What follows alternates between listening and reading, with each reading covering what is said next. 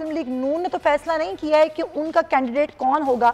और ये भी बताइए कि जहांगीर तरीन और अलीम खान की तरफ से क्या कोई क्लियरिटी आ गई है कि वो किसकी तरफ है। सब्सक्राइब करें और बेल दबाएं ताकि कोई खबर रह न जाए। मुस्लिम लीग नून ने तो फैसला नहीं किया है कि उनका कैंडिडेट कौन होगा। और ये भी बताइए कि जहांगीर तरीन और अलीम खान की तरफ से क्या कोई क्लियरिटी आ गई है कि वो किसकी तरफ है। देखिए, इसमें यह सारा जहांगीर तरीन ग्रुप जो है उसका मौक़िफ़ ये है कि जैसे ही वफाक में नो कॉन्फिडेंस पे वोटिंग होगी उसके बाद वो इसका फैसला करेंगे। और आज गवर्नर हाउस में वज़ीर आला पंजाब उस्मान बुज़दार, गवर्नर चौधरी सरवर और चौधरी परवेज़ रफ़ीक के दरमियान अहम मुलाकात हुई जिसमें तमाम हिकमत अमली तय की गई। और उसके बाद ही वज़ीर आला पंजाब का इस्तीफ़ा कबूल करके जो है वो कल इजलास बुलाया गया है जिसमें एजेंडा ये रखा गया है कि कल चीफ मिनिस्टर के लिए वोटिंग होगी। क्योंकि चौधरी बरादरान का मौक़िफ़ ये था कि अदम एतमाद से पहले जो है वो हमारे साथ फैसला किया जाए, जबकि जो तरीके इंसाफ की इख्तियार की जाए अब इस वक्त पंजाब का मामला है। मुस्लिम लीग नून भी इस वक्त पूरी तरह से मुतहर्रिक हो चुकी है क्योंकि अपोजिशन जमातों में सबसे बड़ी जमात है और सबसे बड़ी जो करीबन उनके पास नशिस्तें हैं 7 नशिस्तें करीबन जो है वो पार्टी के पास है सूबाई असम्बली में। तो मुस्लिम लीग नून अपने उम्मीदवार के हवाले से अभी तक जो हमारे राय दावा कर रहे हैं कि हमजा शहबाज उनके उम्मीदवार की शक्ल में सामने आ सकते हैं। और यही सवाल जो है वो हमने आज से तकरीबन 2 रोज कबल भी। लेकिन पोजीशन क्या है खबर, ये देखें, ये तो वो पोजीशन है अददी पोजीशन जो कि फिलहाल है, लेकिन असल पोजीशन क्या है। हुकूमत के पास नंबर गेम कितने हैं और उनके अपने कितने एमपीएस टूट के अपोजिशन की तरफ जा चुके हैं।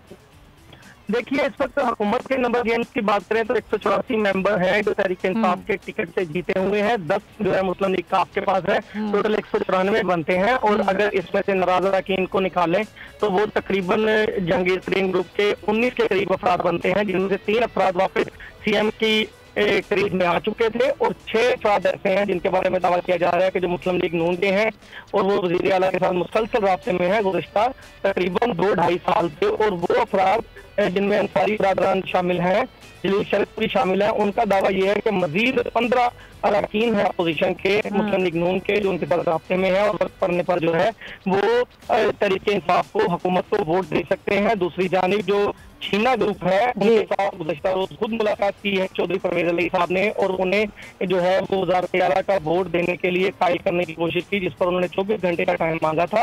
और छीना ग्रुप जो है उसका ज्यादातर झुकाव हुकूमत की जानिब भी दिखाई दे रहा है, जबकि जो तरीन ग्रुप है उसमें अक्सर कई अफराद ऐसे हैं जिनका झुकाव मुस्लिम लीग की तरफ है और कुछ वोट देना चाहते हैं मगर उनकी तादाद के मुताबिक।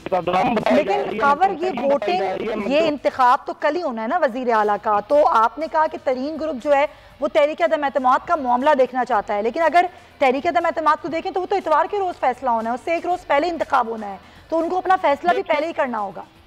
सुमैया साहबा, जो मेरी ज़राए से बात हुई है उनका यही कहना है कि अभी ये जो इजलास बुलाया गया है इसका एजेंडा ये है कि सीएम की नशिस्त के लिए जो वोटिंग होगी, अब उस पर वोटिंग होती है या नहीं, क्योंकि अपने कैंडिडेट्स नामजद करने होते हैं, एक प्रोसीजर अडॉप्ट करना होता है। ज़राए ये दावा कर रहे हैं कि शायद मुमकिन तौर पर कल ये वोटिंग ना हो सके। अच्छा। तो प्रोसीजर को अडॉप्ट किया जाए और जो है वो पार्टियों को अपने अपने उम्मीदवार नामजद करने के लिए वक्त दिया जाए और मामला को आगे बढ़ाया जाए। मगर अभी कुछ कहना कबल वक्त होगा, अभी कुछ हतमी नहीं कहा जा सकता। खबर बहुत शुक्रिया, ब्यूरो हेड लाहौर हमें तमाम तरह सूरत से आगाह कर रहे थे। अमीर अब्बास सीनियर एंकर पर्सन भी हमें प्रोग्राम में ज्वाइन कर चुके हैं, उनको भी हम वेलकम कहेंगे।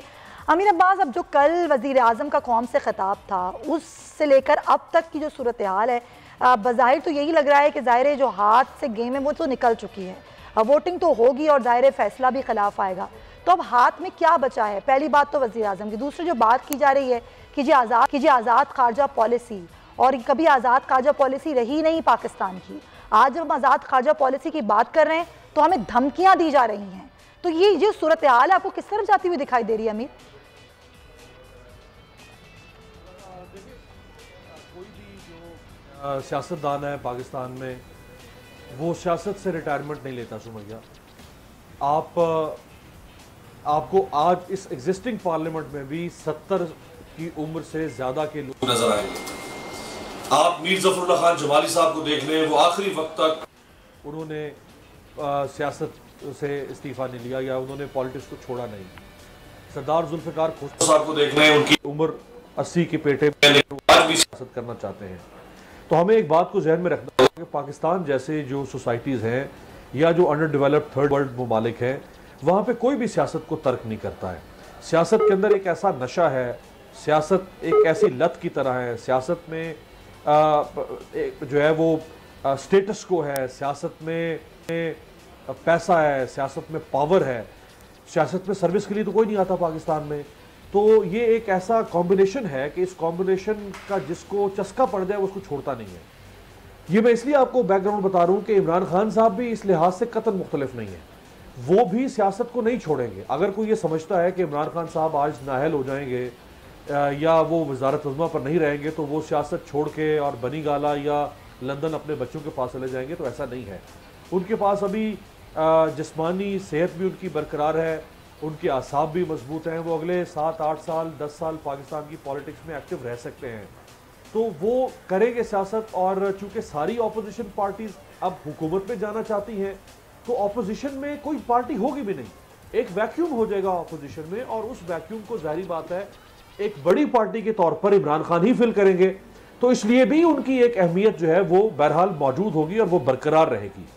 तो इमरान खान रहेंगे। और एक और मैं आपको सुमैया बताऊं दिलचस्प बात के, शहबाज शरीफ साहब जैसे ही वजीर आजम बनेंगे तो शहबाज शरीफ साहब के FIA में केसेस चल रहे हैं मनी लॉन्ड्रिंग के, करप्शन के, वो सही हैं गलत हैं एक तरफ रखते हुए, बहरहाल वो FIA के एक्यूज्ड हैं और उनके ऊपर पिछले 1.5 माह से फर्द जुर्म आयद होनी है। वो फर्द जुर्म मुख्तलिफ तखरीरी हरबों की वजह से आयद नहीं हो पा रही है। अब अगर पाकिस्तान के वज़ीर आज़म पर अगले 15-20 दिनों में 1 से 1.5 माह में फर्द जुर्म लग जाए तो इमरान खान को और क्या चाहिए भाई? वो तो ऑपोजिशन में होगा, उसको तो इसी किस्म के इश्यूज चाहिए होंगे ना एक्सप्लॉइट करने के लिए। जैसे आज की ऑपोजिशन को इमरान खान की नाकामियां, महंगाई, गुर्बत, पेट्रोल, डॉलर, फला फला इनके हाथ लगती थी कमजोरियां, ये उसको एक्सप्लॉइट करते थे। तो हुकूमत जब शहबाज शरीफ साहब की होगी, पीपल्स पार्टी, ANP ये सब साथ होंगे, इनसे गलतियां भी होगी, हिमाकतें भी होगी, हर हुकूमत से होती हैं वो गलतियां, वो हिमाकतें भी कैश करवाएगा इमरान खान। और जो पब्लिक सेंटिमेंट्स होते हैं वो हमेशा ऑपोजिशन के ज्यादा करीब होते हैं। जो गवर्नमेंट होती है वो हमेशा मोस्ट हेटेड कम्युनिटी होती है। चाहे इमरान खान गवर्नमेंट में थे उनसे भी नफरत थी लोगों को, जब माजी की हुकूमतें थी उनसे भी लोगों को नफरत थी। तो ऑपोजिशन जो है उस वो लोगों के करीब होती चली जाती है। और लेकिन एक चीज है अमीर अब्बास, एक चीज है कि एक तो ये सिंपैथी आपको लगता है कि ये गेन कर रहे हैं इमरान खान, और दूसरे जो बयानियां बना रहे हैं वो उनका अगले इलेक्शन में कितना काम आएगा? देखिए उन्होंने बयानिया तो बना लिया, मैं तो इसको कह रहा हूं कि उन्होंने आने वाले इलेक्शन का एक थीम सेट कर दिया अपने हिसाब से। और वो थीम ये है कि पाकिस्तान की सारी पॉलिटिकल लीडरशिप जो है वो कॉम्प्रोमाइज है, ये सबमिसिव है, इसमें कोई दीनी हमीयत नहीं है, इसमें कौमी हमीयत नहीं है, इसमें गैरत नहीं है, ये कशकोल उठाती है, ये अमेरिका की पिट्ठू है, ये अमेरिका के सहारे पर आती है, ये सिलेक्टेड है। अब अगर वो कह दें कि भाई ये सिलेक्टेड है, इनको अमेरिका ने सिलेक्ट किया मेरे खिलाफ, तो वो बयानिया उन्होंने अपने लोगों के लिए वो बयानिया उन्होंने फ्लोट कर दिया कल। और जो उनके लोग हैं, जो उनके फॉलोअर्स हैं, उनकी सपोर्ट बेस है, वो उनकी ब्लाइंड फॉलोइंग है, वो ये चैलेंज नहीं करेंगे इमरान खान सही कह रहे हैं गलत कह रहा है। अब इमरान खान साहब ने जो कॉन्स्पिरेसी हैचिंग की एक पूरी मिथ रखी सामने, उसमें बहुत सारी चीजें जो है वो लॉजिक में आने वाली नहीं है। इसके बावजूद जो उनके लोग हैं वो बाय कर रहे हैं कि हाँ भी बहुत जुल्म हुआ है इमरान खान के साथ, ये तो अमेरिका मिल गया साथ, इनकी ऐसी की तैसी, ये नवाज शरीफ, आसिफ जरदारी, ये सारे गठजोड़ करके हमारे लीडर के खिलाफ ये कैसे होने देंगे? उन्होंने अपने लोगों को, अपनी सपोर्ट बेस को इंटैक्ट कर लिया अपने साथ। वो लोग जो उनसे नाराज थे, खफा थे, वो कहते थे कि इसने मायूस कर दिया हमें, हमारे साथ धोखा हो गया, उनका एकदम से माइंड चेंज हो गया, थी कुछ और निकला, उनका माइंड चेंज कर दिया। तो देखिए ये तो चलता रहेगा सिलसिला, लोग उनके साथ खुश भी होंगे, नाराज भी होंगे, लेकिन बहरहाल इमरान खान मौजूद हैं, वो कहीं नहीं जा रहे। और उन्होंने कल कह दिया कि मैं इतवार को भी सामना करूंगा, इसका मतलब है रिजाइन वगैरह। और एक और मैं आपको बता दूं, आपके प्रोग्राम में खबर दे दूं कि इमरान खान साहब को मुख्तदिर हलकों ने 3 चीजों की पेशकश की थी। अच्छा, कि आप रिजाइन कर दें, उन्होंने कहा मैं रिजाइन नहीं करूंगा। सही है। आप इलेक्शन करवा दें, उन्होंने कहा मैं इलेक्शन नहीं कर। और वो आज इस बात को कुछ देर के बाद इस बात को वो खुद कौम के सामने लाने जा रहे हैं। ये जो बात मैं आपको बता रहा हूं, ये बात कुछ देर के बाद इमरान खान कौम के सामने रखने जा रहे हैं। वो जो एक और खिताब उन्होंने करना है, 3 पेशकश की थी। ठीक है, वो खिताब नहीं होगा, वो कुछ और होगा। अभी कुछ देर के बाद आप देखेंगी, तो चंद घंटों के बाद, वो खिताब नहीं है, वो कुछ और है। अच्छा, तो वो 3 एस्टैब्लिशमेंट ने उनको पेशकश की थी। एक ये कि आप इलेक्शन की तरफ चले जाएं, वो नहीं माने। सही। आप रिजाइन कर दें, वो नहीं माने। और तीसरा ऑप्शन था कि फिर आपको वोट ऑफ नो कॉन्फिडेंस का सामना करना पड़ेगा। उन्होंने कहा ठीक है, मैं करूंगा।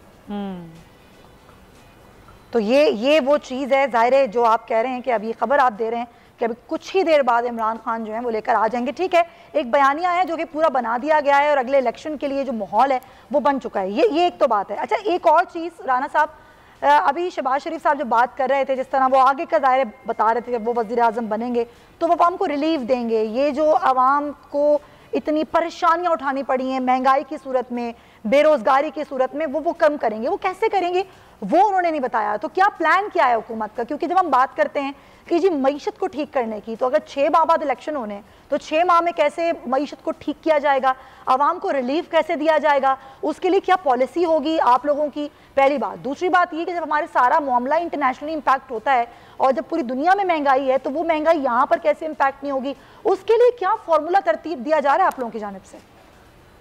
देखिए, अभी करंटली तो 2 बड़े चैलेंजेस हैं जो हुकूमत को फेस करने पड़ रहे हैं। एक आपके गिरते हुए रिजर्व्स हैं और बढ़ता हुआ आपका करंट अकाउंट डेफिसिट है, जिसकी वजह से आपके रुपए के ऊपर प्रेशर है और आप देख रही हैं कि रुपया जो है वो दिन ब दिन बढ़ता चला जा रहा है। एक ये बहुत सीरियस चैलेंज है और ये उतना ही बड़ा चैलेंज है जितना पीटीआई 2018 में कहती थी कि 19 अरब डॉलर का करंट अकाउंट डेफिसिट। तो लगभग वही सेम सिनारियो हो रहा है, लेकिन इन्फ्लेशन बहुत हाई है, ग्रोथ रेट कम है, बेरोजगारी है, महंगाई है, ये सब कुछ उसके साथ इजाफी हमें मिल रहा है। दूसरी तरफ जो फिस्कल डेफिसिट है, जो हुकूमत की आमदन और जो अखराजात हैं, वो एक रिकॉर्ड लेवल पे है। यानी कि 4.3 ट्रिलियन रुपए का जो फिस्कल डेफिसिट है वो तो हुकूमत क्लेम कर रही है।